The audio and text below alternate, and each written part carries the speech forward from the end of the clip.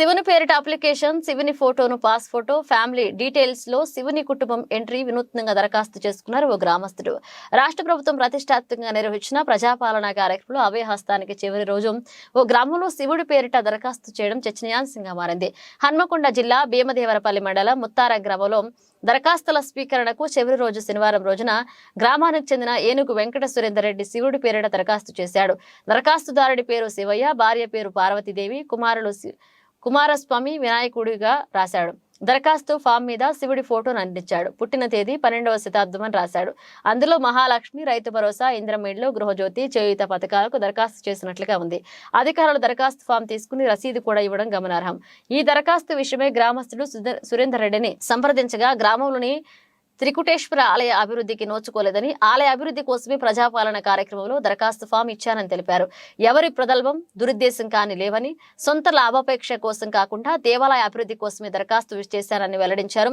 ఇక అధికారులు, ప్రభుత్వం ఈ దరఖాస్తును ఏ విధంగా పరిగణలోకి తీసుకుంటుందో వేచి చూడాలి.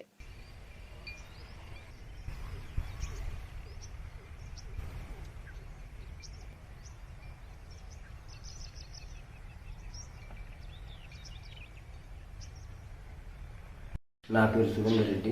త్రికుటేశ్వర ఆలయానికి అధ్యక్షునిగా వ్యవహరిస్తున్నా.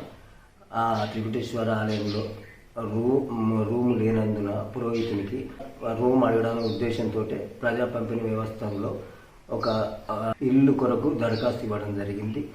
ఫామ్లో మాకు 12వ శతాబ్దంలో కాకతీయులప్పుడు ఇక్కడ విగ్రహాన్ని ఏర్పాటు చేసింది కాబట్టి వారి డేట్ ఆఫ్ బర్త్ ఫామ్లో శివుడు అని రాశాను. వారి భార్య పార్వతి, కుమారుడు కుమారస్వామి వినాయకుడు అని రాశాము.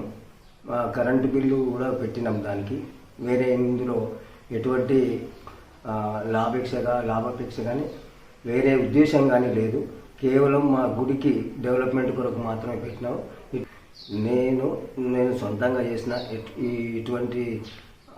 ఎటువంటి అధికారులకు ఈ అప్లికేషన్తో సంబంధం లేదు. నేను స్వతహా చేశాను. ఏ అధికారుల పోస్ట్ కానీ ఎవరిది కానీ లేనందున ఏమైనా జరిగినా నేనే పూర్తిగా బాధ్యత వహిస్తాను.